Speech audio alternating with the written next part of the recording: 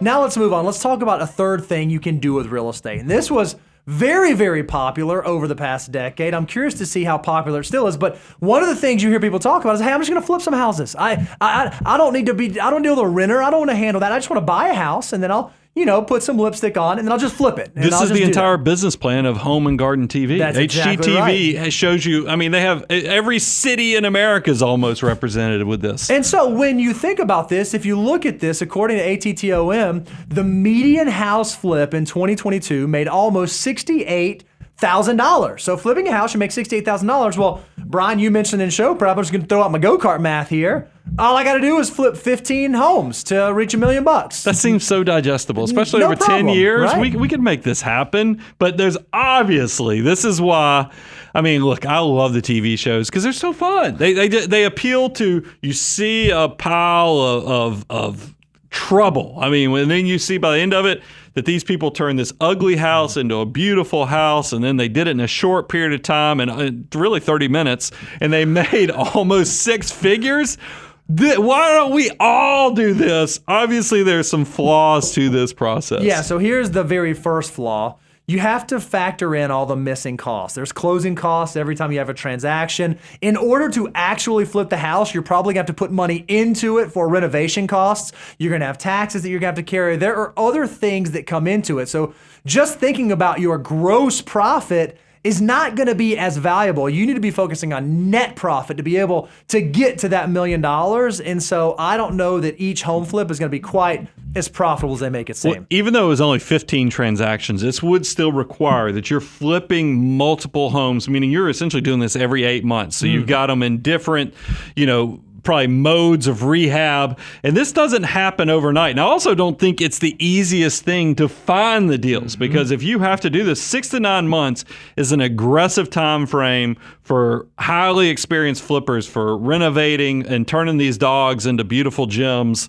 It just seems like you're really counting on a lot of things to go right. And the longer you hold the property, the less money that you make. It has to move quickly in order for it to be profitable. Also, saving for the first down payment, which usually is going to be 15% if it's purely going to be a speculative flipped property, is going to be difficult. It's going to take time to be able to do that. And if you're going to be cranking through this over and over and over again, you're going to need a solid quality network of folks. You're going to need really good real estate agents. You're going to need really good contractors. You're going to need really good folks who know how to work with your buyers and work with the sellers to get these transactions processed through in a timely manner. And I don't know about you, Brian, but every real estate transaction I've ever done has not been fast. They're all slow. And so thinking about doing this over and over and over multiple times over the years, I think is going to be a pretty difficult thing. And then getting vendors to come out and do your work. They got to, because realize, like here in the Nashville marketplace, where all the tradespeople can go work on full house construction,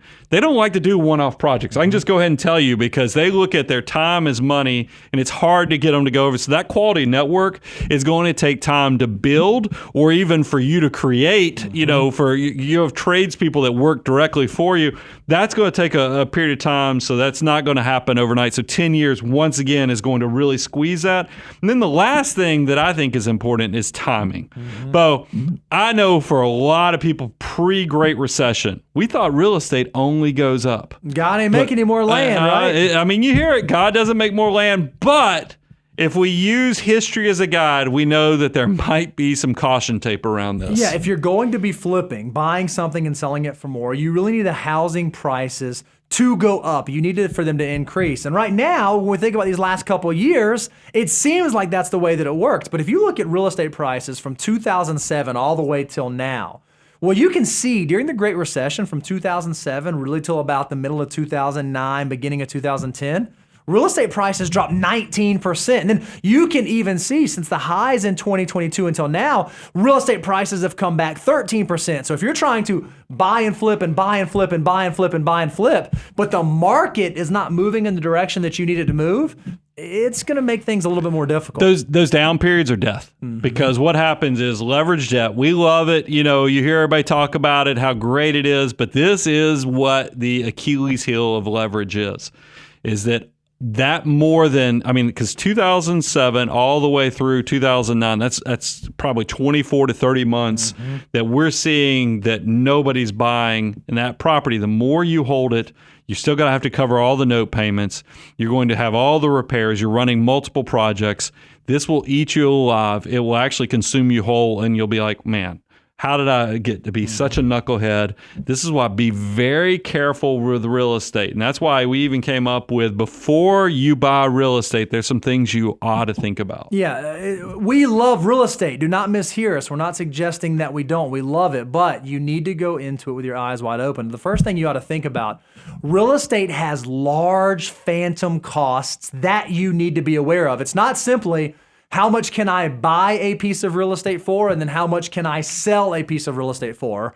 How much can I buy it for, and how much rent will it generate? There are more things that go into the equation. So you need to make sure you have a realistic understanding of the true costs of what this endeavor might have, so that you can assess whether or not it's worth you putting your hard-earned dollars towards it. It just requires jingle in your pocket. I mean, this is why we always talk about, we love real estate, but it's a step 8 of the financial order of operations. Go to moneyguy.com/resources to download your free copy of the 9 steps.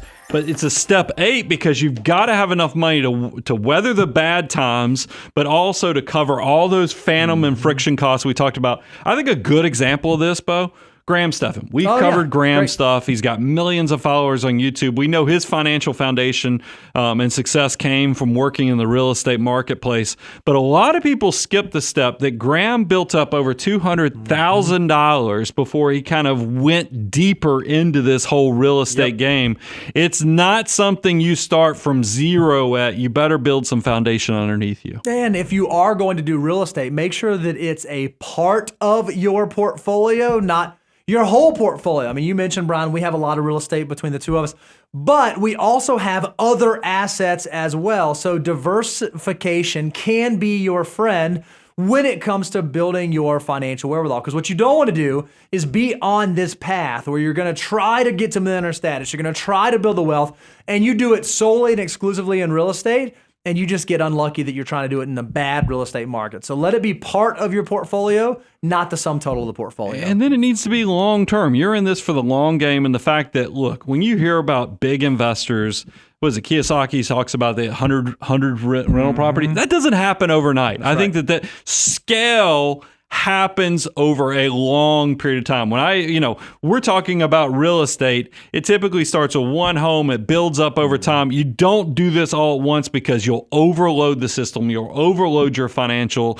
stability. You have to be in this a long term, and it's going to take a period of time to build up. And then, Brian, you always say this, if you're going to go into real estate, it's easy to read the brochure. It's easy to just decide, oh, this is a way I can make money. I want to go pursue that. But if you start pursuing it solely for the financial impact of it, not recognizing that it's going to possibly be stressful, it's going to possibly be expensive, it's going to take your time, it's going to take your attention, and those aren't things that you want to sacrifice, perhaps there are other ways for you to go about your wealth building. So don't just read the brochure and decide you're going to jump right in. Make sure that there's another reason. Maybe you're handy, maybe you like it, maybe you find fulfillment in doing it before you fully jump in. Yeah, this is definitely, real estate can be very fulfilling, but it definitely has some risk associated with it.